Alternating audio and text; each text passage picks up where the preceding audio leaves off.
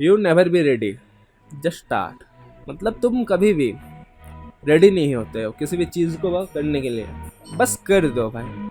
मेरा भी तो था, मेरे पास ना पैकेजिंग मटेरियल था ना ही मेरे पास कुछ था। मैंने अपने पापा से बोला एक बार, पापा मेरे को डिटेल्स दीजिए, मैंने बस चालू कर दिया, अकाउंट बना दिया। उसके बाद चालू हुआ तो दिसंबर से मैंने अभी तक, मतलब इस मंथ को छोड़ के मैंने बनाए हैं अराउंड 50K। मेरा नाम प्रियांशु है और मेरा निकनेम है प्रिंस।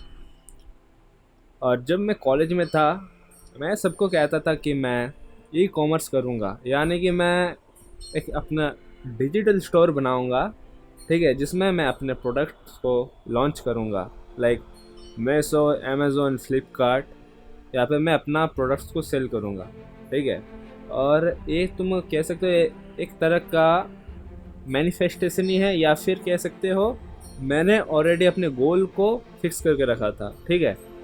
तो ये बात था आज से 2 साल पहले, यानी कि 2024 या फिर नहीं सॉरी 2022-23 को मैंने अपने दोस्तों को कहा था कि मैं करूँगा ऑनलाइन सेल अमेज़ोन, फ्लिपकार्ट में सब पे। और फिर मैंने 2024 को जब मेरा कॉलेज कंप्लीट हुआ, मैंने अपना फर्स्ट ई कॉमर्स का स्टोर बनाया था मेसो पे, ठीक है। मैं यहाँ पे सिर्फ मेसो की बात कर रहा हूँ, ठीक है। मेसो पे मैंने स्टोर बनाया 2024 में अराउंड नवंबर या फिर अक्टूबर के लास्ट पे, ठीक है।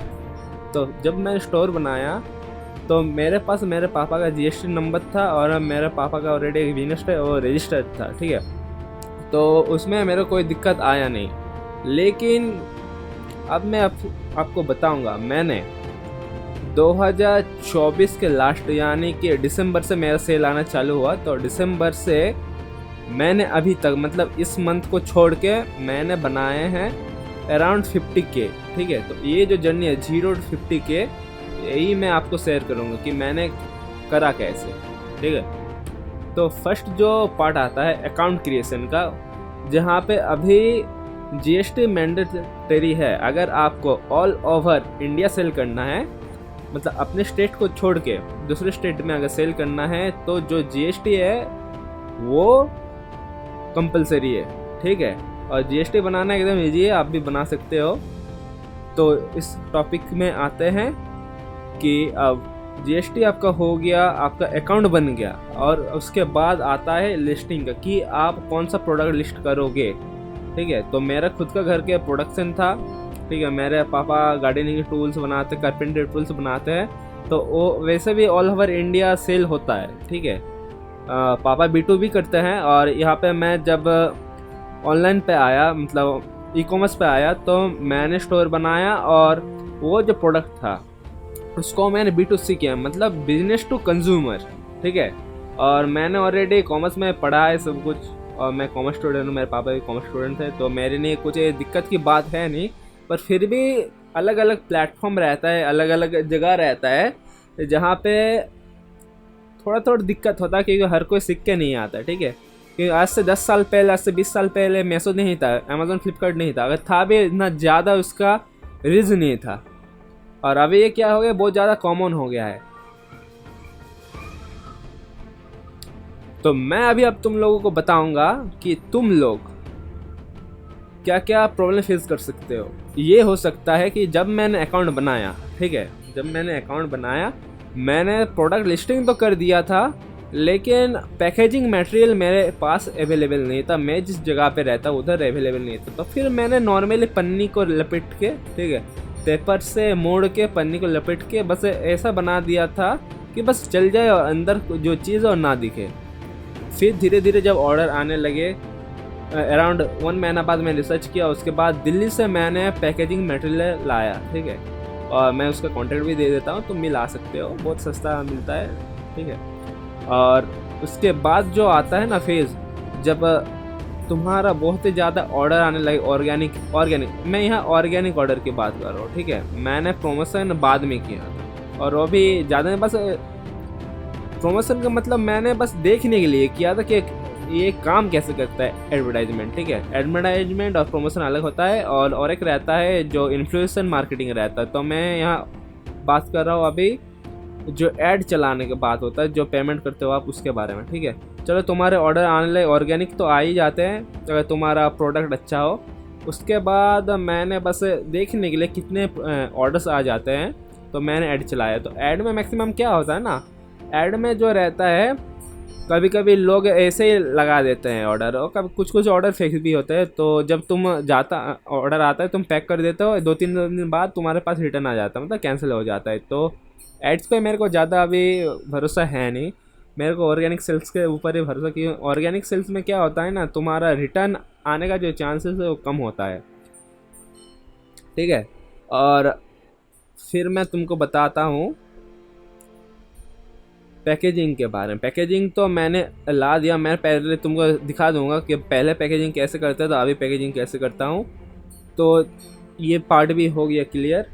और अब मैं कहता हूँ कि सेल्स इंक्रीज़ कैसे किया मैंने। तो तुम्हें जैसे दिखता होगा हर टाइम मेसो पे बहुत ही ज़्यादा चलता है, हर महीना कोई ना कोई सेल रहता है। तो हर सेल में मैंने अपने प्रोडक्ट को लिस्ट करना चालू किया। तो ऐसा क्या होता है ना, मेरा प्रोडक्ट विजिबिलिटी बढ़ गया। पहले मेरा प्रोडक्ट विजिबिलिटी था ऑन फर्स्ट मंथ, पहले मंथ में था 23,000, ठीक है, 23,000 प्रोडक्ट विजिबिलिटी था। और नेक्स्ट मंथ वही बढ़ के हो गया 2 लाख, और वही इंक्रीज़ होते होते एकदम जब मेरा पीक था वो था 6 लाख 10 लाख ऐसा पीक, तब मेरा ऑर्डर और भी ज़्यादा आता था। फिर धीरे धीरे तो कमने लगा, ऑन एवरेज 4 लाख 2 लाख ये ऑर्गेनिक व्यूज़ आते थे मेरे प्रोडक्ट्स पे, ठीक है। और मंथली का मेरा ऑन एवरेज 149 200 ऐसे करके ऑर्डर जाता था, क्योंकि मेरे पास ज़्यादा मैंने लिस्टिंग नहीं है, मैंने गिन चुन के 4 प्रोडक्ट लिस्टिंग किए थे, ठीक है। और फिर धीरे धीरे मैंने और भी रिसर्च किया और भी प्रोडक्ट लाए। तो वो मतलब होलसेलर से, इंडिया मार्ट से लेके और अलग अलग वेबसाइट से लेके मैंने लिस्टिंग करना चालू किया। लेकिन उसमें उतना ज़्यादा मेरे को ग्रोथ नहीं दिखा, क्योंकि ये होता है ना, ऑर्डर आ जाता है फिर रिटर्न का मामला रहता है एक, ठीक है। रिटर्न 2 तरह का होता है, कस्टमर रिटर्न रहता है और रहता है ऑन वे रिटर्न। मतलब मैंने एक कस्टमर हो, मेरे पास प्रोडक्ट आ गया, मेरे को पसंद नहीं आया या फिर मैंने यूज़ किया और मेरा जो पर्पस था वो फुलफ़िल नहीं हुआ, तो मैं उसको रिटर्न कर देता हूँ, ठीक है।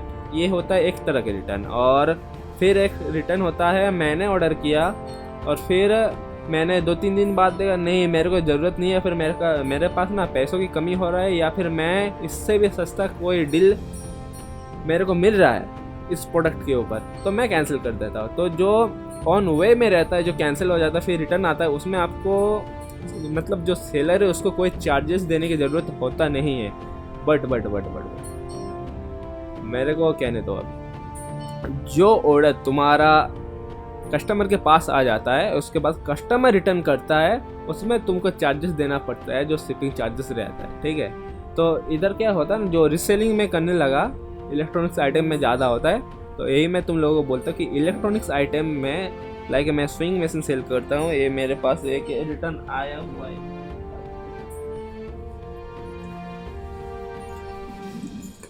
यही एक पर्टिकुलर आइटम है मेरा, ठीक है, इसमें सबसे ज़्यादा मेरे को रिटर्न मिला है। तो इस सेगमेंट में तो मैं अभी डील करने वाला हूँ नहीं, ठीक है।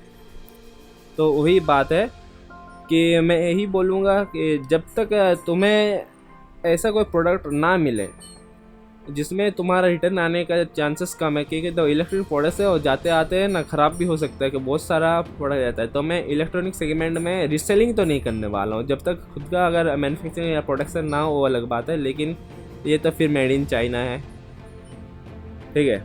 और अब आता है कैटलॉग। तो कैटलॉग तो मैंने बताया नहीं, कैटलॉग मैंने कैसे बनाया था, तो कैटलॉग भी बता देता हूँ। मैंने अपने स्मार्टफोन से प्रोडक्ट्स का फ़ोटो क्लिक किया था और उसके बाद मैंने उसको बैकग्राउंड रिमूव किया और पिक्सआर्ट, और स्टार्टिंग में मैंने पिक्सआर्ट के यूज़ किया, तो उसके बाद मैंने कैनवा के यूज़ करने लगा कि कैनवा तो आता है मेरे को, और मैं ग्राफिक डिज़ाइनर नहीं, वीडियो एडिटर हूँ ग्राफिक्स आर्टिस्ट। तो ये मेरे पास प्लस पॉइंट था, ठीक है। और अलग अलग प्लेटफॉर्म जैसा रहता है, मेसो का, फ्लिपकार्ट का, अमेज़ॉन, तीनों का ही सेगमेंट जो है पूरा इंटरफेस अलग रहता है, ठीक है। मेसो में क्या होता है ना, तुमको मैक्सिमम जो रहता है वहाँ एसईओ का कुछ वैसा होता नहीं है, वो लोग खुद ही प्रमोट कर देते हैं तुम्हारे प्रोडक्ट को, ज़्यादा शेयर कर देता है। और फ्लिपकार्ट में एसईओ का रोल बहुत ज़्यादा रहता है, बिना एसईओ के, बिना कीवर्ड्स के और बिना अच्छे फ़ोटोज़ के तुम्हारे को सेल मिलना मुश्किल ही है। और सबसे यहाँ दिक्कत की बात आती है अमेज़ोन में फ़ीस का स्ट्रक्चर ऐसा रहता है ना, मतलब अमेज़ोन एक ऐसा प्लेटफॉर्म है जहाँ पे तुमको सबसे ज़्यादा फ़ीस देना पड़ेगा, कमीशन देना पड़ता है, डिलीवरी चार्जेस ज़्यादा लग जाता है। तो ये प्लेटफॉर्म कुछ ज़्यादा दिक्कत करता है छोटे छोटे सेलर, हमारे जैसे सेलर को सेल करने में। तो मेरा मैक्सिमम जितना भी मैंने सेल किया, तो सबसे ज़्यादा सेल मैं बोलता हूँ 99.9% मेरा सेल आया है मीशो से, और उसके बाद 0.1% आया है फ्लिपकार्ट से। और अमेज़ोन से मेरा ऑर्डर आया था, लेकिन मैं थोड़ा लिस्टिंग में दिक्कत कर दिया, थोड़ा गलत हो गया था, कैलकुलेशन में गलत था, तो मैंने जो ऑर्डर मेरा आया था मैंने उसको कैंसिल कर दिया था। तो लोग जो कहते हैं कि अमेज़ोन फ्लिपकार्ट में सेल करना एकदम इजी है या फिर तुम सेल नहीं कर सकते हो, तो मैं ये बात बता दें कि इजी कोई भी चीज़ नहीं है, लेकिन तुमको करना पड़ेगा। और तुम सेल नहीं कर सकते ये बात एकदम पूरा गलत है। अगर तुम्हारे पास डॉक्यूमेंट सब क्लियर है और तुम भी मेरे तरह थोड़ा मॉडर्न हो, यानी कि तुमको कंप्यूटर चलाना आता है, बेसिक्स थोड़ा नॉलेज स्किल्स है तुम्हारे पास मार्केटिंग का स्किल है, तुम सेल कर सकते हो, तो हाँ भाई तुम आ सकते हो। लेकिन कैलकुलेशन यहाँ पे बहुत ज़्यादा होता है, तो तुमको कैलकुलेटिव होना पड़ेगा, यानी कि तुम तो भाई लॉस में सेल करोगे नहीं। लेकिन कभी कभी तुमको ये देखना पड़ेगा कि जो सेल होता है हर टाइम तुम प्रॉफिट नहीं कर सकते हो, तो अपने कैपिटल में भी कभी कभी जो कैपिटल कवर हो जाए, ज़्यादा नहीं, हमेशा नहीं, 1-2 ऑर्डर, क्योंकि वैसा हो जाता है। तुम देखते हो दूसरा साइज़ का वेरिएंट अवेलेबल नहीं है, तो तुमको तो फुलफिल करना पड़ेगा ना ऑर्डर, वरना तुम्हारा जो अकाउंट है उसमें थोड़ा दिक्कत हो सकता है, ठीक है, रिव्यूज़ में, रेटिंग्स में दिक्कत हो सकता है, तो तुम्हारा प्रोफाइल डाउन हो सकता है। तो वैसा करके कभी कभी दे देना पड़ता है, तुमको वैसा फुलफिल कर देना पड़ता है। You never be ready, just start. मतलब तुम कभी भी रेडी नहीं होते हो किसी भी चीज़ को करने के लिए, बस कर दो भाई। मेरा भी तो था, मेरे पास ना पैकेजिंग मटेरियल था, ना ही मेरे पास कुछ था। मैंने अपने पापा से बोला एक बार, पापा मेरे को डिटेल्स दीजिए, मैंने बस चालू कर दिया, अकाउंट बना दे। उसके बाद चलो कुछ नहीं तो लिस्टिंग कर देता हूँ। मैंने अपने स्मार्टफोन से, मेरे पास DSLR भी नहीं है, मैं स्मार्टफोन उठाया, क्लिक किया, पिक्सार्ट पे एडिट किया, नॉर्मली अपलोड कर दिया। 1 हफ्ते बाद मेरा ऑर्डर आना चालू हो गया, वैसे ही पन्नी में पैक करके सेल करना चालू हो गया। तो भाई यही होता है, ठीक है। तो तुम भी कर सकते हो आराम से, और किसी का भी, मतलब अभी ना क्या होता है ना, ई-कॉमर्स के नाम पे हर कोई तुमको लूट रहे हैं। तुमको किसी को ज़रूरत नहीं है, कोई पैसा देने का ज़रूरत नहीं, कोई कोर्स करने का ज़रूरत है नहीं। यूट्यूब में बहुत सारे वीडियो फ्री में अवेलेबल है, तुम जाओ उनके वीडियो देखो। अगर तुमको समझ नहीं आता है, अमेज़ॉन, फ्लिपकार्ट, मीशो पे भी उन लोगों का रहता है कि तुम लोग उस प्लेटफॉर्म को कैसा यूज़ कर सकते हो, वो फ्री में अवेलेबल है। तुमको किसी भी कोच को, किसी भी आदमी को, किसी भी इंस्टीट्यूट को पैसा देने का ज़रूरत है नहीं। बस कुछ चीज़ें रहते हैं, जैसे तुम्हारा डॉक्यूमेंटेशन क्लियर होना चाहिए, ठीक है, बैंक अकाउंट रहना चाहिए उसमें, तो डॉक्यूमेंट में भी आ गया। तुमको थोड़ा एडिटिंग आना चाहिए लिस्टिंग करने के लिए, या फिर तुम पैसे देके भी कर सकते हो। और सबसे मेन आता है प्रोडक्ट का, तुमको सही प्रोडक्ट चूज़ करना पड़ेगा, क्योंकि ये होता है ना, तुम खरीद लेते हो, अपना कैपिटल घुसा देते हो और तुम्हारा सेल नहीं है, तो फिर एड चलाते हो तो पूरा लॉस है। तो जब तक तुम्हारे पास दिमाग नहीं है, तुम अकाउंट्स के बैकग्राउंड्स में नहीं हो, या फिर तुम्हारे को थोड़ा बहुत तो फैमिली में बिजनेस नहीं है, या फिर तुम्हारा दिमाग बिजनेस माइंडेड नहीं है, तो तब तक तुम इस सब लाइन में नहीं आ सकते। तुम नौकरी ही करो, 9 to 5 ही करो, वही बेस्ट है। कभी भी किसी चीज़ को करने के लिए फर्स्ट में स्ट्रेटजी बनाना पड़ता है, तो हमेशा स्ट्रेटजी बनाओ, अपने बड़ों के साथ बात करो और फिर करो। चलो मिलते हैं नेक्स्ट वीडियो में, बाय बाय।